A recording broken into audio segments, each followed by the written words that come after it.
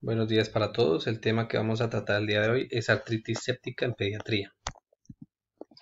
Definimos la artritis séptica como una patología en la cual se produce una invasión de microorganismos patógenos al interior de una articulación, ya sean bacterias, virus, parásitos u hongos. Generalmente la infección más frecuente es de origen bacteriano y esto va a generar una alteración a nivel de la homeostasis del cartílago y de la articulación que me puede generar cambios irreversibles.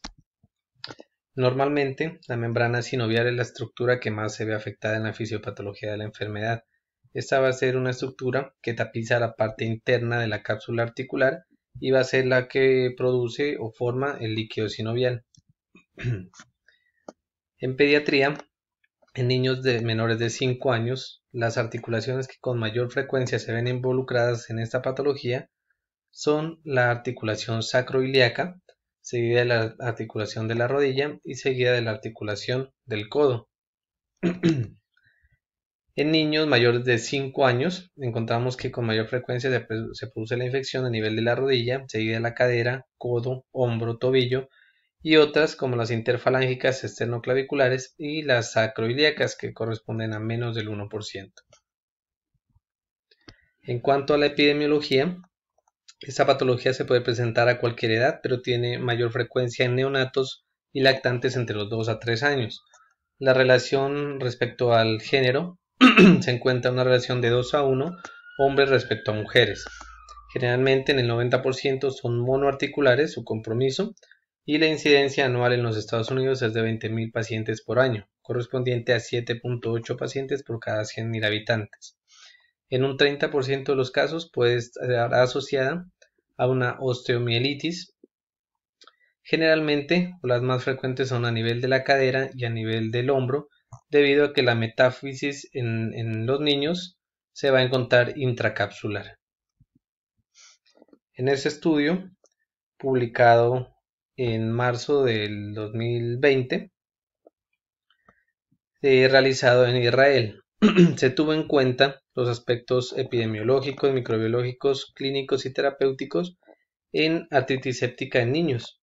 Se incluyeron 189 pacientes, de los cuales 119 correspondían a una etnia beduina, 70 eran niños judíos y las articulaciones que se vieron más afectadas fueron la rodilla en el 39.7%, cadera en el 28%, tobillo en el 13.8%, y la incidencia actualizada que se encontró en este estudio fue de niños menores de 16 años y mayores de 5 años, 11.7 pacientes por cada 100.000 habitantes. Y en niños menores de 5 años la incidencia es mucho mayor, 25.4 casos por cada 100.000 habitantes. En cuanto a la patogenia, hay 3 mecanismos de invasión bacteriana a la articulación. La principal, más del 60%, corresponde a la vía hematógena, en la cual un inóculo viaja desde un sitio lejano a la articulación, principalmente forunculosis, o en caso de los niños, infecciones de vías respiratorias superiores u otitis media aguda. Viaja a través de la sangre y se inocula en la articulación, produciendo una inflamación de la membrana sinovial. La inoculación directa ocurre por traumatismos, traumas penetrantes, aplicación de medicamentos u otros dispositivos directamente en la articulación, y por vecindad principalmente infecciones de tejidos blandos en sitios cercanos a una superficie articular. Además de ello también la osteomielitis, que es muy importante en los niños. Los agentes más frecuentes es el estafilococo aureus en todas las edades, pero por grupo etario vamos a tener unos gérmenes que se deben tener en cuenta. Entre los 0 y 3 meses se debe tener en cuenta principalmente los gérmenes provenientes del canal del parto, como son el Streptococcus agalactiae y la E. coli. Entre 3 meses y 5 años se debe tener en cuenta, además del estafilococo aureus, el Streptococcus pyogenes, y un germen que actualmente se ha visto varios casos es la Shigella kingae. El Streptococcus pneumoniae y Haemophilus influenza anteriormente eran gérmenes con mayor frecuencia involucrados en esta infección, pero con el advenimiento de las vacunas pues vemos que cada vez su infección es menor. y en mayores de 5 años el principal germen es el estafilococo aureus seguido del Streptococcus pyogenes y en jóvenes sexualmente activos Neisseria gonorrea. En cuanto a la fisiopatología, todo comienza con la inoculación de un microorganismo en el tejido cartilaginoso y en la articulación que es totalmente estéril. Esto me va a generar una inflamación de la membrana sinovial con una hiperproducción de líquido sinovial. Este líquido sinovial inicialmente genera una respuesta inflamatoria local con la llegada de leucocitos y polimorfonucleares que lo que intentan es contener la infección. Sin embargo, si esto no se logra, se va a producir un caldo de cultivo con proliferación bacteriana, formación de material purulento y formación de fibrina que me va a producir adherencias y me va a afectar la movilidad de la articulación. Además de esto, la hiperproducción de líquido sinovial me va a causar aumento de la presión intraarticular, que me puede afectar la irrigación de la microvascularización o me va a afectar la microvascularización, produciéndome zonas de isquemia principalmente en la cadera y predisponiendo a que se forme la necrosis avascular de la cabeza del fémur. Además de esto, algunos gérmenes como el estafilococo aureus tienen la capacidad de producir enzimas como la estafilacina que degradan los componentes de la matriz extracelular del cartílago, principalmente el colágeno y los glucosaminoglucanos, dañando de manera irreversible el cartílago articular. Además de esto, la distensión que se produce de la cápsula articular más la degradación de la membrana sinovial y un estado de hiperlaxitud ligamentaria predispone a que se produzcan subluxaciones y luxaciones de la articulación, principalmente en la cadera. Factores de riesgo que encontramos, entonces para que se desencadenen este tipo de infecciones tenemos heridas y erosiones, infecciones virales, principalmente hepatitis B, varicela y otros tipos de infecciones, anemia drepanocítica, inmunodeficiencias, principalmente enfermedad granulomatosa crónica, heridas penetrantes a través de suela de zapato, contacto con pacientes con diagnóstico de tuberculosis pulmonar, y en caso de los recién nacidos tenemos prematuridad, infecciones de la piel, bacteremia, candidemia y aquellos que han tenido procedimientos invasivos como el catéter venoso central. Los signos y síntomas pues son inespecíficos, entre menor sea el paciente van a ser más inespecíficos. En lactantes y neonatos generalmente se puede producir irritabilidad, inapetencia, anorexia, en algunos casos fiebre, en algunos casos diarrea. En niños mayores lo que más encontramos, el síntoma más frecuente es el dolor y la limitación funcional.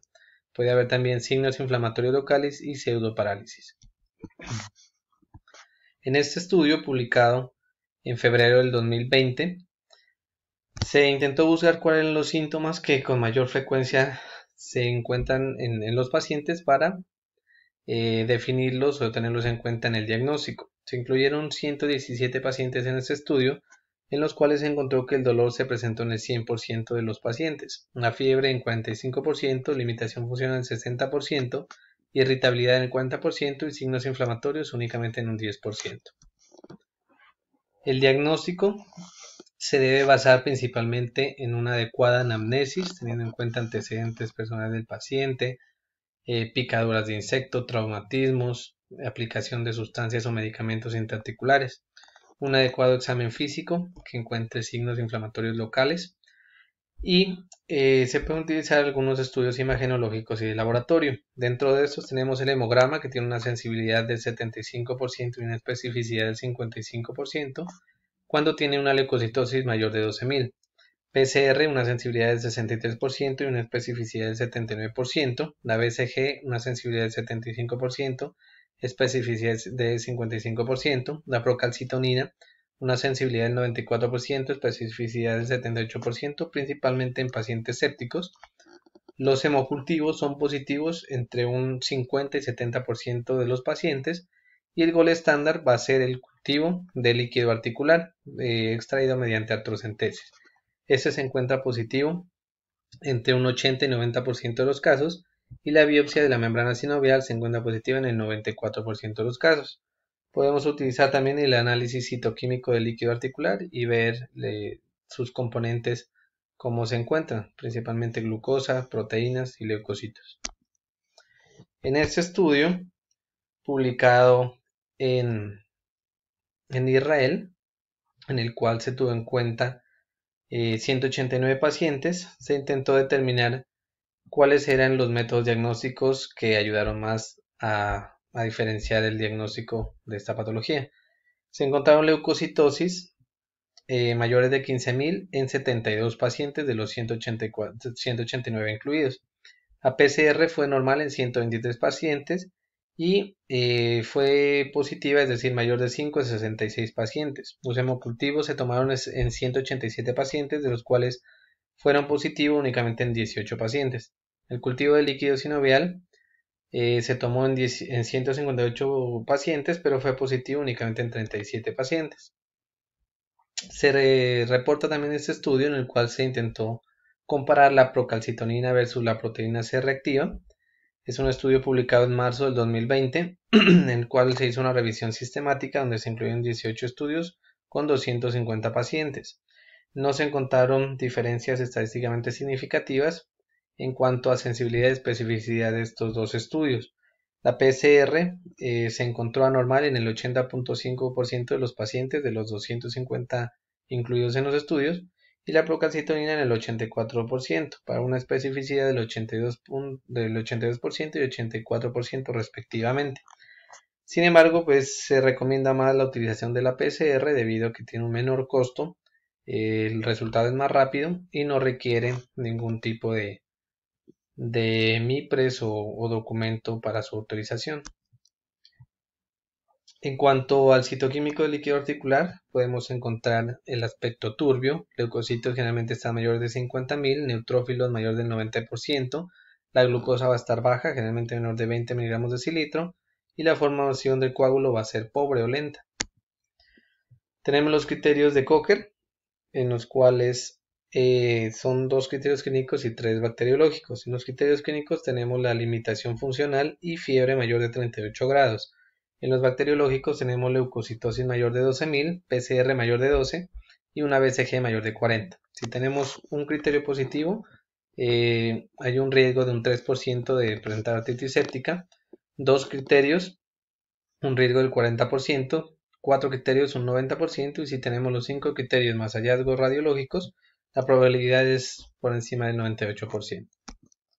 En cuanto a los estudios imagenológicos, el estudio pues, que con mayor frecuencia se solicita en servicio de urgencias es la radiografía.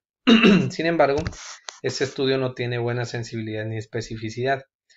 La ecografía nos permite evidenciar principalmente el derrame articular y la cantidad de líquido sinovial. La tomografía es un estudio muy importante, principalmente cuando se sospecha de una osteomielitis asociada. La gammagrafía, también el tecnecio va a detectar las zonas de inflamación y tiene una buena especificidad y sensibilidad, aproximadamente del 91%, para detectar artritis séptica y osteomielitis. Y la resonancia nuclear magnética pues se considera es el estudio más adecuado, con una sensibilidad del 98% y especificidad del 93% para el diagnóstico de artritis séptica. En esta imagen tenemos un ejemplo de un paciente de 4 años con una artritis séptica de rodilla derecha. Observamos cómo hay aumento del espacio articular y hay edema de tejidos blandos. En este caso, un paciente de 4 meses, una artritis séptica de cadera derecha. Vemos cómo hay erosiones óseas, vemos cómo hay lisis de la epífisis y hay una luxación de cadera. En cuanto a la tomografía, evidenciamos este caso de un paciente con una osteomielitis y artritis séptica de tobillo, donde vemos cómo se da la erosión ósea y las lesiones líticas. Y este es un ejemplo de un paciente de 8 años con una artritis séptica de cadera, en la cual observamos el líquido articular aumentado, edema de la membrana sinovial y vemos que ya hay erosiones y aplanamiento de la cabeza femoral. Los diagnósticos diferenciales son múltiples, dependen de la articulación comprometida. En cuanto